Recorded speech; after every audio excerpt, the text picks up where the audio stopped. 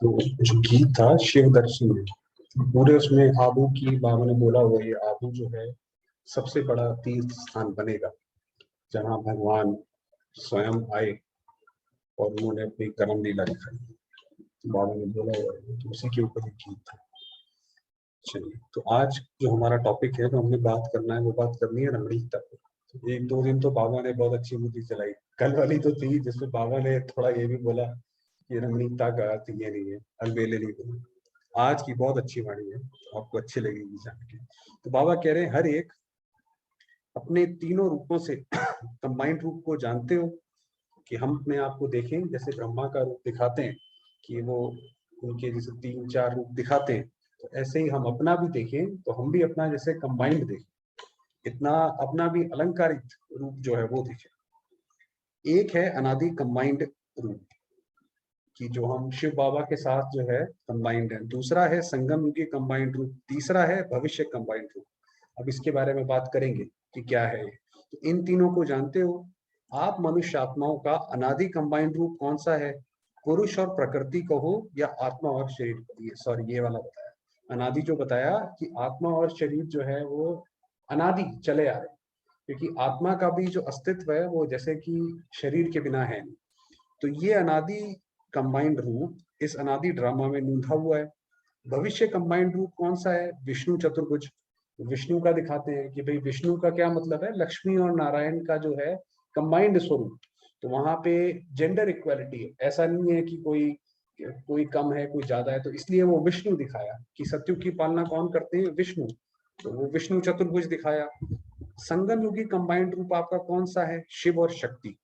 तो अभी हम शिव बाबा और कंबाइंड हैं, सतयुग में जैसे विष्णु के रूप में कंबाइंड है, और अनादि रूप में आत्मा और शरीर कंबाइंड है। तो शक्ति शिव के सिवाय कुछ नहीं कर सकती, और शिव बाप भी शक्तियों के बिना कुछ कर नहीं सकते। तो ये जैसे कि हम दोनों ही क्या कहते हैं उसमें जैसे इंटरट्वाइंड है। तो संगम युगी कंबाइंड रूप सबका है शिव शक्ति। तो हम सबका जो है एक कंबाइंड रूप, जैसे दिखाते हैं ना कि भाई लोग अपने घरों में मूर्तियां लगाते हैं, पेंटिंग्स लगाते हैं, कोई विष्णु जी के लगाते हैं, कोई किसी के लगाते हैं। ऐसे ही हम अपना भी याद रखें कि हमारा भी जो कंबाइंड है सत्युग संगम युग का शिव शक्ति। सिर्फ माताओं का ही नहीं है, पांडव भी शक्ति स्वरूप है, क्योंकि शक्तियां तो बाबा बहनों और माताओं को कहते हैं। तो बाबा ने कहा ऐसा नहीं है, यादगार के रूप में आजकल के जगत गुरु भी अपने कंबाइंड रूप शिव शक्ति का पूजन करते आ रहे हैं। तो अपने आप को जब भी देखें, क्योंकि हम में से हर एक अपनी पर्सनालिटी तो हर एक कोई देखता ही है ना, हर एक कोई ये तो देखता ही है कि मेरी पर्सनालिटी कैसे है। हमारे मन में कंटिन्यूअसली उसके लिए विचार चलते रहते हैं, तो अपने को ये विचार में रखें। तो सदा ये स्मृति रहनी चाहिए कि हम ही हैं, हम हैं ही कंबाइंड शिव शक्ति। तो ये रहे कि मैं आत्मा कभी भी अकेली नहीं हूँ, शिव बाबा कंबाइंड है। जब है ही कंबाइंड तो भूल सकते हैं क्या? फिर भूलते क्यों हो? अपने को अकेला समझते हो, इसलिए भूल भी जाते हो। कि जब हमें लगता है भाई ये वाला काम तो बहुत बड़ा काम है, ये वाला काम हम कैसे करेंगे, तो इसके लिए तो हमें इसका भी साथ चाहिए, उसका भी साथ चाहिए, धन से भी सहयोग चाहिए, तभी तो ये वाला काम हो पाएगा। तो हम जब अपने आप को अकेला समझते हैं कि ये वाला काम मैंने करना है, ये जिम्मेवारी मेरी है, तो फिर जो है प्रॉब्लम में फंसते हैं। कल पहले की यादगार में भी अर्जुन को जब बाप का साथ भूल जाता था, अर्थात जब वह सारथी को भूल जाता था, तो क्या बच जाता था? निर्बल कहो व कायर कहो। और जब स्मृति आती थी कि मेरा साथी और सारथी बाप है, तो विजयी बन जाता था। आप देखिए जो ये पूरा गीता का जो 18 अध्याय है, मेरे ख्याल से 15 या 16 अध्याय में जो है श्री कृष्ण ने उसको अपना वो पूरा रूप दिखाया, ऐसे करके बताते हैं। उसके बाद उसके सारे मोह भी नष्ट हो गए, सब नष्ट हो गए। उससे पहले तक तो वो सवाल जवाब ही करता है, उससे पहले तक तो उसने बोला नहीं नहीं ये भी नहीं हो सकता, ये बहुत मुश्किल है, मेरा मन भी चंचल है। तो बाबा ने बोला स्मृति की बात है कि जब हम ये भूल जाते हैं कि हमारे साथ कौन है, तो फिर हमें डर भी लगता है, परेशानी भी आती है, लगता है किस चीज से कैसे निकलेंगे, समझ नहीं आता। और जब हमें ये पता पड़ गया कि हमारे साथ कौन है, तो फिर उसके बाद निश्चिंत, जैसे अर्जुन का दिखाते हैं। तो निरंतर सहज याद की युक्ति, सहज युक्ति एक ही है कि सदा अपने को कंबाइंड, अपने कंबाइंड रूप को सदा साथ रखो। इसका और कोई तरीका नहीं है कि अपना जो है कंबाइंड और स्मृति में रखो, तो कभी भी कमजोरी के संकल्प भी क्या स्वप्न में भी नहीं आएंगे। तो संकल्प तो छोड़ो, बाबा कह रहे हैं स्वप्न भी कमजोरी के नहीं आएंगे, जागते सोते कंबाइंड रूप रहो। तो ये जैसे कि अगर हम करना चाहें तो ऐसे भी कर सकते हैं कि एक फोटो जरूर अपनी आर्टिस्ट से बोल के बनवाएं, जिसमें शिव शक्ति जैसे कंबाइंड, जो भी अभी तो नहीं है हमारी बुद्धि में भी कि कैसे होनी चाहिए, मगर जैसे हम उसको देखें तो बार बार हमें बार बार बुद्धि में आए कि मैं आत्मा शिव शक्ति कंबाइंड। जबकि बाप स्वयं बच्चों से सदा साथ रहने का वायदा कर रहे हैं और निभा भी रहे हैं, तो वायदे का लाभ उठाना चाहिए। तो बाबा कह रहा है जब मैं ऑफर कर रहा हूँ, सारी चीजें आपके ऑफरिंग में रखी हुई हैं, तो आप क्यों नहीं उठाते हो? ऐसे कंपनी व कंपेनियन फिर कब मिलेंगे? बहुत जन्मों से आत्माओं की कंपनी लेते हुए, दुख का अनुभव करते हुए भी अब भी आत्माओं की कंपनी अच्छी लगती है क्या भाई? आप बाबा ने जैसे बताया हुआ है कि इस दुनिया में सारे लोग ये ढूंढते हैं कि हमारा जीवन साथी बहुत अच्छा हो, मगर जिसको भी वो ढूंढ लेते हैं उसके बाद कहते हैं अरे भाई इसके अंदर ये वाली चीज तो है ही नहीं है, खुश नहीं होते हैं और कहीं किसी ना किसी रूप से दुखी प्राप्त करते हैं। तो बाबा कह रहे हैं अभी तक आपका मन भरा नहीं है क्या ये आत्माओं से दुख पाकर? जो बाप की कंपनी को भूल औरों की कंपनी में चले जाते हो, कोई वैभव को व कोई व्यक्ति को कंपेनियन बना देते हो। वैभव माना ये जो पदार्थ है, मान लीजिए कोई वीडियोस या कुछ टीवी देखने में लग गए, कुछ और चीज में लग गए तो जैसे वो वैभव, या खाने पीने में लग गए तो वो वैभव है। और किसी या फिर व्यक्ति से लग गए, भाई हमें इस व्यक्ति से बात करना अच्छा लगता है, तो यानी शिव बाबा से कम लगता है, तभी तो उस व्यक्ति से ज्यादा लगता है। तो इसका मतलब हमने शिव बाबा को पूरा पहचाना नहीं है। अर्थात उस कंपनी को निभाने में इतने मस्त हो जाते हो, जो बाप से किए हुए वायदे में अलमस्त हो जाते हो, माना बाप से करा हुआ वायदा भूल जाते हैं। ऐसे समय मालूम है कौन सा खेल करते हो? खेल करने के टाइम तो बड़े मस्त हो जाते हो, अभी भूल गए हो। आपको बहुत सारे बच्चे ऐसी करते हैं बाबा के, हम भी पहले ऐसी करते थे, अब तो खैर नहीं करते हैं। तो समय आ गया ऐसा कि भाई थोड़ा सा कुछ परेशानी आई, बाबा को याद किया और उससे परेशानी से निकल गए, तो फिर उसके बाद क्या कहते हैं, भूल गए कि बाबा ने क्या बोला था क्या नहीं बोला था। तो बाबा कह रहे ऐसे टाइम पे बड़े मस्त हो जाते हो, अभी भूल गए हो। कलाबाजी से भी बहुत रमणीक खेल करते हो, ऐसे नहीं कि जो सुनाएंगे वे खेल करते होंगे, देखने वाले भी सुना सकते हैं। मतलब जैसे बाबा जो बता रहे हैं, अब बताएंगे आगे भी, तो ऐसा नहीं है कि बाबा भी वो खेल करते हैं, बाबा वो देखते हैं, ये बताया कि कोई ये ना सोचे कि बाबा देखते हैं तो बाबा भी करते होंगे, ऐसा नहीं है। आपके ही साकारी दुनिया में खेल दिखाते हैं बंदर और बंदरी का। बंदरिया को बंदर से सगाई के लिए पकड़ कर ले जाते हैं, और बंदरिया नटखट हो घूंघट निकाल किनारा कर लेती है, पीठ कर लेती है। वह आगे करता है, वह पीछे हटती है। तो जैसे वे रमणीक खेल मनोरंजन के लिए दिखाते हैं, ऐसे ही बच्चे उस समय ऐसे नटखट होते हैं कि बाबा हमें मुरली से क्या मतलब है, कि बाबा हमें मुरली से रिझाते रहते हैं। अब देखिए बाबा की जो मुरली है वो यही तो है ना, बाबा प्यार से पुचकार से, अच्छा बच्चे ये नहीं है ये कर, अच्छा चलो ऐसा नहीं कर सकते तो ये कर, चलो एक यही काम कर लो, चलो 5 सेकंड का काम कर लो। तो बाबा मेरे जाते रहते हैं। और हमारी बुद्धि जिसकी जितनी दुनिया में लगी हुई है, वो जैसे कि हम नटखट वो दिखाते रहते हैं कि अच्छा कल से बाबा स्टार्ट कर लेंगे। तो बाबा कह रहे ऐसे दिखाते रहते हो। बाप सम्मुख आते हैं और बच्चे अलमस्त होने के कारण देखते हुए भी नहीं देखते। वही बताया कि बाबा सम्मुख आने का क्या अर्थ है बाबा के, बाबा की वाणियां जो, क्योंकि बाबा जब आएगा तो ज्ञान सागर है, तो ज्ञान लेकर आएगा ना वो, तो उसके ज्ञान को ही हम जैसे कि इग्नोर करते हैं। तो बाबा ने कहा ये बात, तो सुनते हुए भी नहीं सुनते हो, ऐसा खेल अभी नहीं करना है। तो बाबा ने कहा ऐसा खेल जैसे बंदर बंदरिया का दिखाया, तो बाबा ने कहा ऐसे नहीं करो, कि बाबा अगर कोई बात बोल रहे हैं मुरली में हमारे अच्छे के लिए, तो उसको पूरी तरह से ग्रहण करो। अभी वो समय नहीं है, क्योंकि अभी मान लीजिए हमने कोई ऐसी नटखटपना करा और उस वक्त ही हमारा शरीर छूट गया, तो क्या सदगति होगी? कुछ भी नहीं होगा। अपने तीनों कंबाइंड रूप को स्मृति में रखो। तो जब भी हम अपने बारे में, क्योंकि ये एक साइकोलॉजी का प्रिंसिपल है कि हम में से हर एक कोई अपनी एक इमेज उसने अपनी बुद्धि में बना रखी है कि ये मेरी इमेज है, चाहे वो साधारण हो चाहे वो बहुत ऊंची हो। तो हमारी जो है वो बुद्धि में ये हो कि मैं जैसे बताया शिव शक्ति कंबाइंड हूँ, संगम पर शिव शक्ति कंबाइंड हूँ, तो हमेशा हम अपने आप को उसी में ही देखें, तो ही सदा के लिए सदा साथी से साथ निभा सकेंगे। तो ये बताया साथी से साथ निभाने का अर्थ क्या है। अपने को अकेला समझने से चलते चलते जीवन में उदासी आ जाती है। जैसे बच्चे होते हैं, आपको पता है कि नटखट होते हैं और वो बात मानते नहीं है, और फिर फंस जाएंगे, दुखी हो जाएंगे, तो फिर रोते हैं, तो माँ बाप के पास ही आके बोलते हैं कि भाई आप जो है आप ही हमें यहाँ से निकालो, आप ही सॉल्व करो। उसी तरीके से हमारा भी वही हाल है। तो शिव बाबा हमारा पिता है, वो हमें रोज रोज ज्ञान सुनाता रहता है, कि बच्चे ऐसा करो वैसा करो, और हम जो है उससे ही नटखट होते रहते हैं। और जब होते हैं तो फिर अकेले हो जाते हैं, परेशान होते हैं, तो फिर दोबारा बाबा के पास ही जाएंगे, जाएंगे कहाँ। अतीन्द्रिय सुखमय जीवन, सर्व संबंधों से संपन्न जीवन और सर्व प्राप्ति से संपन्न जीवन उस समय नीरस व बिल्कुल असार अनुभव करते हैं। जब अकेले हो गए, जब बाबा से स्नेह नहीं मिल रहा, वो योग में वो आनंद ही नहीं आ रहा, तो फिर क्या लगता है कि ये जो इतनी अच्छी जीवन है, जिसके अंदर क्या कहते हैं इतना अतीन्द्रिय सुख है, कि जिसके अंदर हमें बाहर जाने की जरूरत ही नहीं है, तो उसमें भी लगता है कि ये जीवन क्या है, बाबा का बनने के बाद भी क्या बना, आधा घंटा योग कर लिया उससे कोई फर्क ही नहीं पड़ता, तो वो असार लगेगा, जैसे उसमें कोई सार नहीं है। त्रिनेत्री होते हुए भी कोई राह नजर नहीं आती। त्रिनेत्री माना बाबा ने तीनों काल बता दिए कि बच्चे पास्ट में हम क्या थे, भविष्य क्या होगा, प्रेजेंट तो पता ही है, और त्रिनेत्री होने के बावजूद समझ नहीं आता कि क्या करें।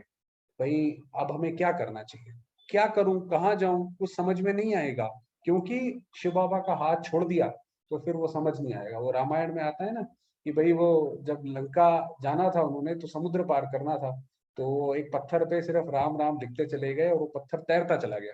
तो राम ने बोला भाई ऐसे कैसे, ये सिर्फ राम लिखने से पत्थर, आपको पता है पत्थर तो तैरता नहीं है। तो भाई उन्होंने बोला कि मैं एक बार ही ट्राई करता हूँ, तो उन्होंने राम जो है बोल के पत्थर को छोड़ा, वो पत्थर डूब गया। तो फिर किसी ने बोला कि प्रभु जिसने आपका साथ छोड़ दिया वो कहाँ तैरेगा, वो तो डूब ही जाएगा। उसी तरीके से जैसे ही हमने जिस क्षण जैसे ही हमने बाबा को छोड़ा, बुद्धि से जैसे ही हमने उसको त्याग किया, वैसे ही जीवन में एकदम से नीरस या फिर उदासी, चिड़चिड़ापन, इरिटेशन वो सब आने लग जाएगा। खुद जीवन मुक्ति के गेट्स खोलने वाले को कोई ठिकाना नजर नहीं आता। अब जीवन मुक्ति के गेट्स तो हम ही खोल रहे हैं ना, हम ही तो दुनिया को स्वर्ग तक लेके जा रहे हैं, तो जबकि हम गेट खोलने वाले हैं और हमें ही रास्ता नजर नहीं आता। त्रिकालदर्शी होते हुए भी अपने वर्तमान को नहीं समझ सकते हैं, कि जानते हैं हम त्रिकाल तीनों काल हैं, मगर अपना ही नहीं समझ आता। सृष्टि के सर्व आत्माओं के भविष्य परिणाम को जानने वाले अपने उस समय के कर्म के परिणाम को जान नहीं सकते हैं, कि क्योंकि हम दुनिया में यही तो बोलते हैं भाई कौरव और पांडव में क्या फर्क था। कौरव जो थे उनकी इल वैल्यूज थी, वो ये मानते थे भाई जब तक शासन का दुरुपयोग नहीं करोगे, जो दुशासन है, धन का दुरुपयोग नहीं करोगे, जब तक लोगों को डराओगे धमकाओगे नहीं, तब तक इस दुनिया में कैसे रहोगे, ये दुनिया तो खा जाएगी आपको। ये है कौरवों की फिलोसफी। और जो पांडवों की थी वो जैसे युद्ध में स्थिर रहा, एकदम अलौकिक रहे, वो उनकी स्थिति है। तो बाबा ने कहा कि आप जानते हो सर्वात्माओं का भविष्य परिणाम, कि भाई सर्वात्माएं, हम बोलते ही हैं कि क्या होने वाला है और अपना ही नहीं जान पाते उस वक्त। ये कमाल करते हो ना, ऐसी कमाल रोज कोई ना कोई बच्चे दिखाते रहते हैं। तो ऐसे समय पर बाप दादा क्या करते हैं, बहुत मनाते और रिझाते हैं, लेकिन फिर भी बच्चे नटखट करते हैं। कैसे मनाते हैं बाबा, भाई किसी को ज्ञान सुनाने के लिए भेज दिया है जी, कहीं ना कहीं से, कहीं टीवी पे कहीं कुछ आ गया, तो जैसे ये बाबा की मदद ही तो है ना कि बाबा ने ये सब भेजा, मगर उस समय भी चलो ये छोड़ो बात नहीं करेंगे। और फिर जब वह समय बीत जाता है, तब फिर बाप को रिझाते हैं। बच्चे भी बड़े चतुर होते हैं, ज्ञान स्वरूप को याद दिलाते हैं। वह तो जानते हो ना क्या करते हैं, कि वो समय बीत गया है ना, उसके बाद बाबा के पास आते हैं कि अच्छा बाबा, मन से भाई बाबा अच्छा सॉरी, हम अगली बार कुछ ऐसा होगा तो बिल्कुल हम परेशान भी नहीं होंगे और आपको शुरुआत से याद करेंगे, ये बीच में याद नहीं करेंगे। अच्छा फिर बाबा को क्या बोलते हैं, बाबा आप तो क्षमा के सागर हो, कृपालु हो, दयालु हो, रहम दिल हो। ऐसी कई बातों से रिझाते हैं, जब खुद गलती कर देते हैं फिर उसके बाद जो है रिझाते हैं। फिर बाप क्या करते हैं, बाप फिर लव और लॉ का बैलेंस रखते हैं, कि बाबा प्यार भी देगा, प्यार तो वो तो है ही स्नेह का सागर, उसके जो जितनी भी शक्तियां हैं वो हमारे लिए ही तो हैं, हम ही तो उसके अधिकारी हैं, मगर उसमें लॉ का बैलेंस भी आता है। मतलब जो काम कर दिया उसमें फिर वो वापस नहीं हो सकता, वो तो जो कर्म बन गया वो बन गया। ये कहानी है बच्चों की और बाप की। का ये है पूरी, जो है ये चलता है। कहानी सुनने में सभी खुश हो रहे हैं, लेकिन ये कहानी परिवर्तन में लानी। जैसे बाप ओबीडियंट सर्वेंट बन सेवा पर उपस्थित है। अब देखिए कितना बड़ा शिव बाबा, और कैसे, क्या लैंग्वेज। आज पहले हम एप्लीकेशन लिखते थे योर ओबीडियंट सर्वेंट, फिर वो लोगों ने चेंज करते करते आज सिर्फ रिगार्ड्स पे आ गई ये बात, सिर्फ रिगार्ड्स। और यहाँ पे शिव बाबा जो सर्वोच्च हस्ती है, जिसको हमसे कुछ भी नहीं चाहिए, वो बोलता है कि मैं ओबीडियंट सर्वेंट बन सेवा पर उपस्थित हैं। ऐसे ही हर एक बाप के साथी और सहयोगी बच्चों को भी बाप के समान ओबीडियंट सर्वेंट बनना। हमें भी जब हमारा बाबा सर्वेंट है, हम भी सर्वेंट हैं, हमें भी ये ऐसे ही सेवा करनी है। ओबीडियंट सर्वेंट अलमस्त नहीं होते हैं, दिन रात सेवा में तत्पर रहते हैं। जैसे बाप बच्चों के आगे वफादार रूप से साथ निभा रहे हैं। आपको पता है कितनी बारी दादी जब बाबा को लेने जाती थी, जब बाबा आते थे दादी के तन में, तो कई बार बाबा कहते थे कि बाबा का आ जाने का मन नहीं था, मगर बच्चों ने बुलाया तो बाबा को आना पड़ा। तो माना जैसे बाबा हमारी रिस्पेक्ट रखता है कि बच्चे गए हैं तो चलो आ ही जाते हैं, उसी तरीके से हम भी जो है और कुछ भी ना करें, कम से कम शिव बाबा को तो फॉलो करें ना। तो बाबा कह रहे हैं जैसे बाप बच्चों के आगे वफादार स्वरूप से साथ निभा रहे हैं, ऐसे ही बच्चों को भी फरमान बरदार अर्थात फरमान पर चलने वाले बन साथ लें। आप सोचिए शिव बाबा से हमें ऐसी चीजें प्राप्त हुई हैं कि वो हमारा जो है सेल्फ एस्टीम कितना ऊपर कर देता है। इसीलिए जब द्वापर आता है तो हम भगवान के लिए जी तोड़ भक्ति करते हैं, चाहे वो काशी कलवट हो चाहे कुछ भी हो, क्योंकि उसने हमें ऐसे दिया। तो ऐसे सदा के साथी बन जाएंगे। अच्छा, तो ऐसे सदा सच्चे साथी, हर फरमान पर स्वयं को कुर्बान करने वाले, वफादार, बाप के फरमान बरदार, बाप समान श्रेष्ठ बनने वाले, ऐसी श्रेष्ठ आत्माओं को बाप दादा का याद प्यार। चलिए अब समय थोड़ा सा रह गया है, 10 मिनट का, थोड़ी देर बाद याद करते हैं।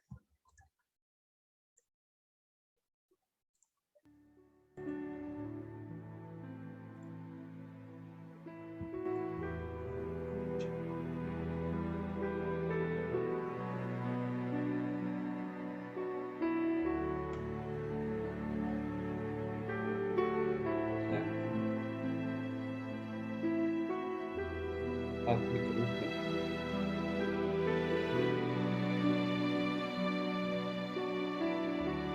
नया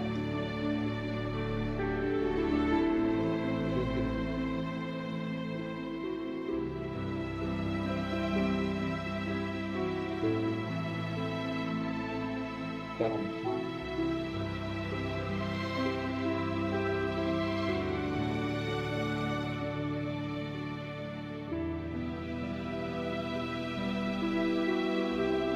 मेरे सामने मेरा स्नेह के साथ शुभ।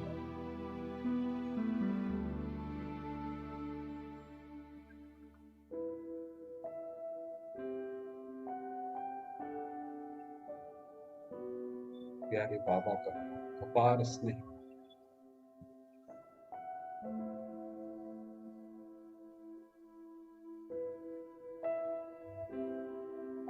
उनकी दुआएं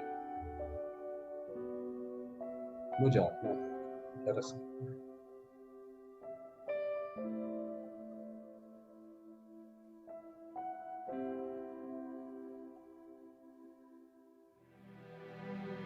मुझ आत्मा का रोल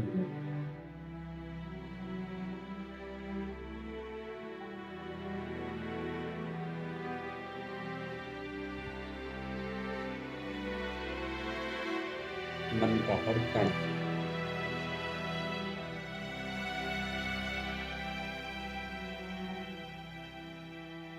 परमात्मा स्नेह से विभोर।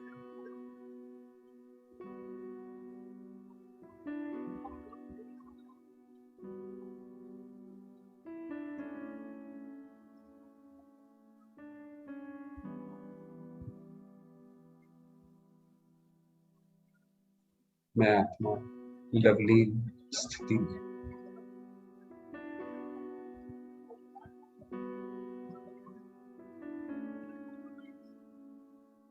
बाबा की किरणों समान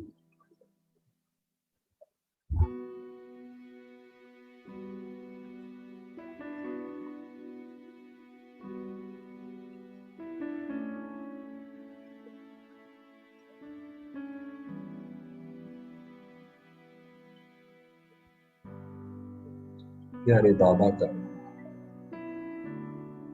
स्नेह पाकर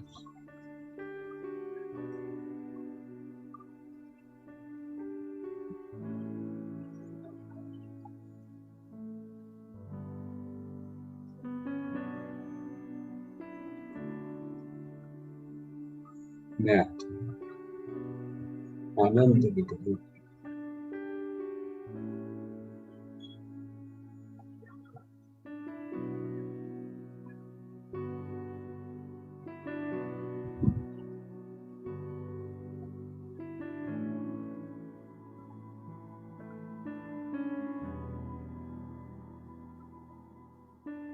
बाबा की किरणों में समाये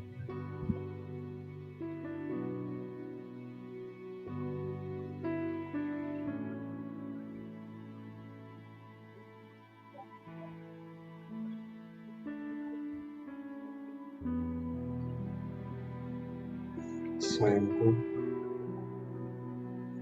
शिव शक्ति के रूप में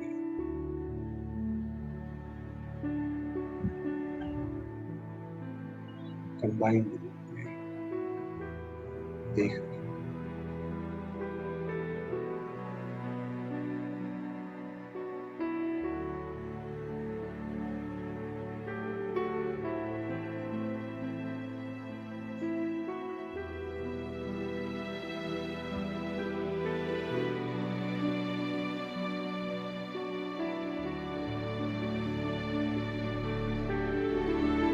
प्यारे बाबा,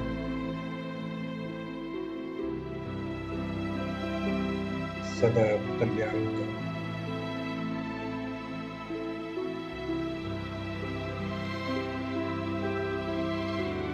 निष्काम,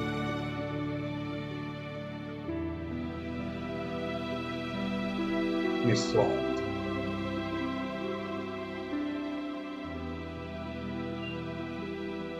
मेरे पिता,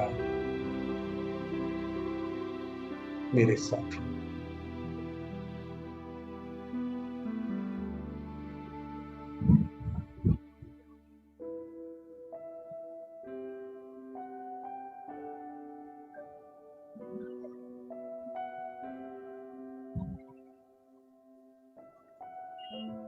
शांति के सूर्य,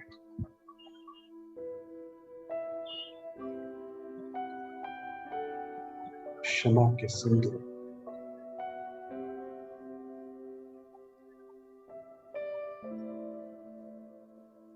बाबा की किरणें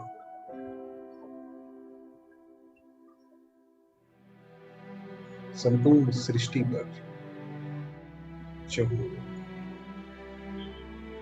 फैल रहा है।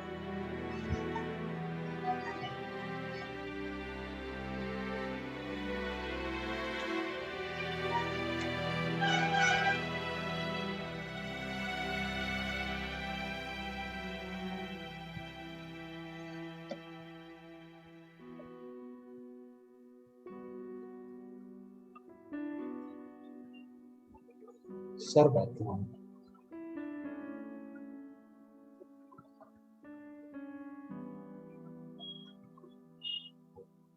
शांत, सुखी कर दो।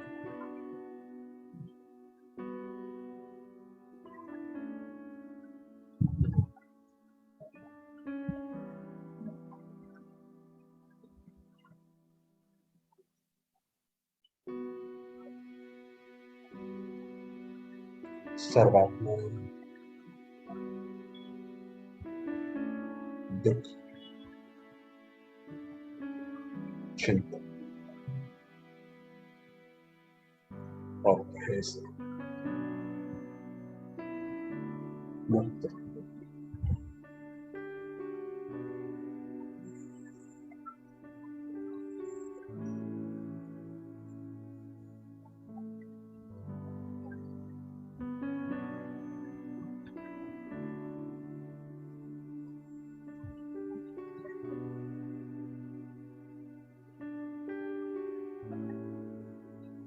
और अपनी अनादि शांत स्वरूप अवस्था में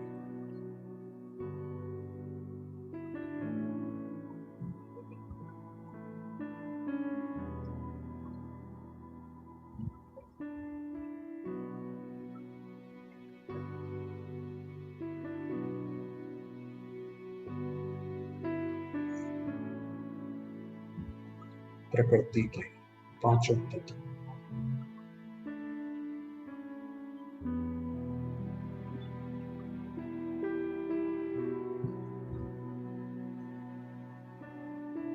प्रभु प्रसाद स्वीकार करें।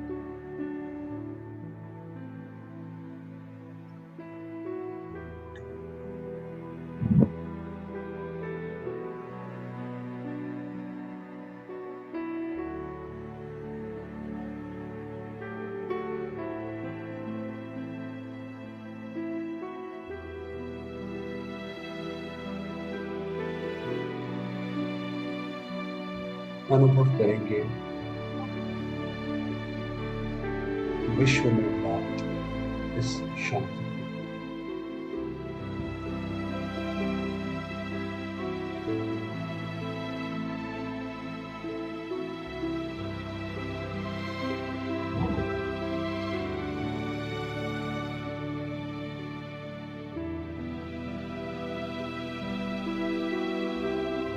को। ओम शांति।